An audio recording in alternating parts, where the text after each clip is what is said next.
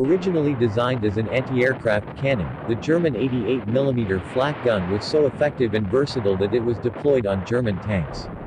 As an anti-tank gun, an assault gun, and for anti-aircraft purposes.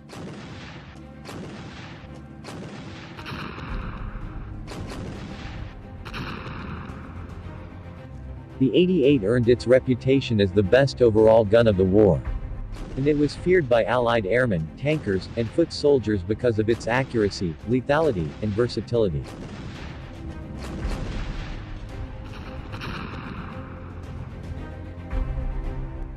Krupp Company designers in partnership with Bofors of Sweden, developed the gun in the late 1920s by working in Switzerland to avoid post-World War I treaty restrictions. The famous flak gun got its name from the German word Flugabwehrkanone, meaning aircraft defense cannon. The name applies to a series of guns, the first one officially called the 88 Flak18, the improved 88 Flak36, and later the 88 Flak37.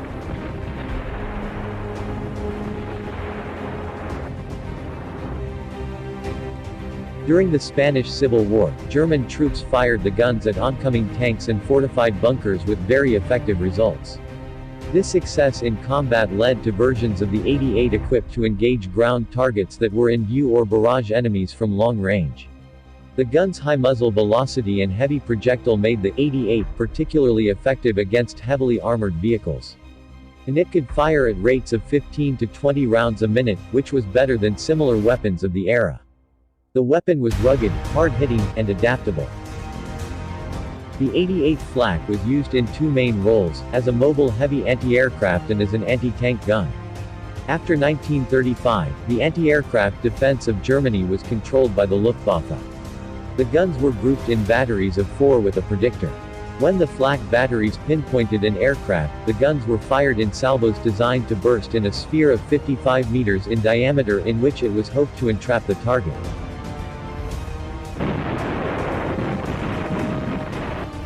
Each 88 gun could project a shell to 9,000 meters and could knock out an aircraft within 30 meters of the shell burst. However, the fragments from the explosion was still capable of inflicting serious damage up to 180 meters.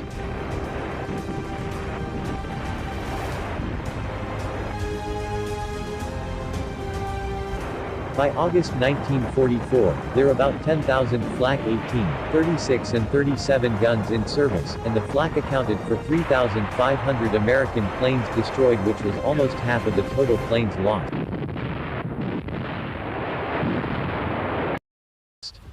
The 88 flak performed well in its original role of an anti-aircraft gun, and it proved to be a superb anti-tank gun as well.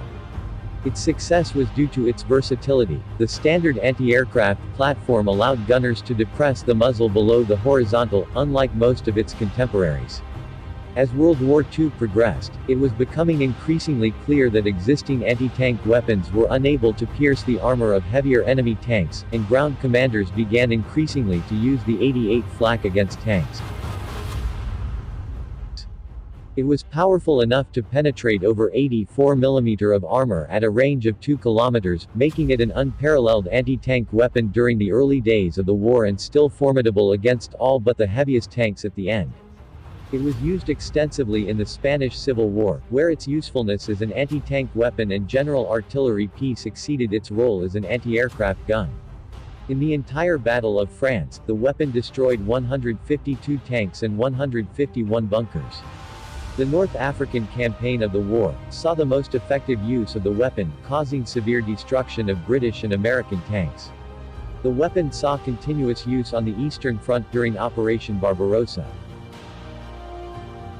The Germans were so impressed with the 88 that as early as 1936, plans were laid out to mount the weapon on a tank that eventually became the Tiger I. The accuracy and distance of the Tiger I's 88 gun often resulted in a one-shot, one-kill ratio for the Germans against Allied tanks and their crews. The Germans also used the 88 as a self-propelled gun. That further improved its mobility and increased its usefulness for close-in support for ground troops. The 88 also was mounted on railway cars and used there in anti-aircraft roles.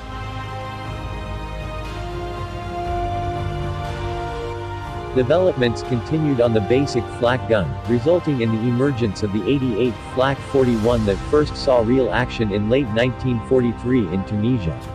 The gun proved to be a significant improvement on earlier models, despite its complexity and high cost of production. The Flak-41 was used primarily for air defense in the West, so its anti-armor use was limited. The Germans also designed an 88 POC-43 as a dedicated anti-tank weapon, with the first ones coming off the production lines by the end of 1943. It soon became widely recognized as perhaps the best all-around anti-tank gun of the war. It could easily provide firepower in a full 360-degree traverse, and it could penetrate the frontal armor of any Allied tank on the field. The 88 POC-43 was modified and placed on the Tiger II tank. This feared tank was designed to hold 40 high explosive and 40 armor-piercing rounds. The POC-43 also was employed as a self-propelled gun in a number of forms, including the Nashorn, Rhinoceros, and the Ferdinand.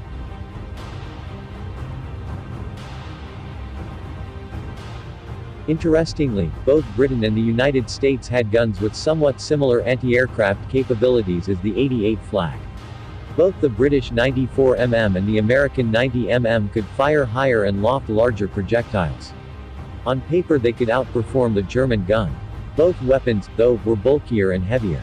The Allies restricted those guns to their initial anti-aircraft roles, while the Germans expanded the 88's role to anti-tank and against fortified ground positions. This, in turn, led to other advances, all of which made the weapon far more versatile and effective. Its successful service history is perhaps best described in the words of an American historian and World War II veteran, Paul Fussell. He wrote that American troops knew that the greatest single weapon of the war, the atomic bomb excepted, was the German 88mm gun, which brought down thousands of bombers and tens of thousands of soldiers.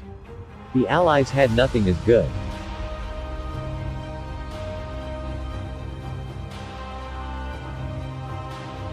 The Germans' flexible and innovative approach to the initial 88 Flak permitted them to learn and adapt as the war progressed, improving the anti-aircraft fire capabilities of the weapon, and they successfully modified it for tank, anti-tank, and related ground roles.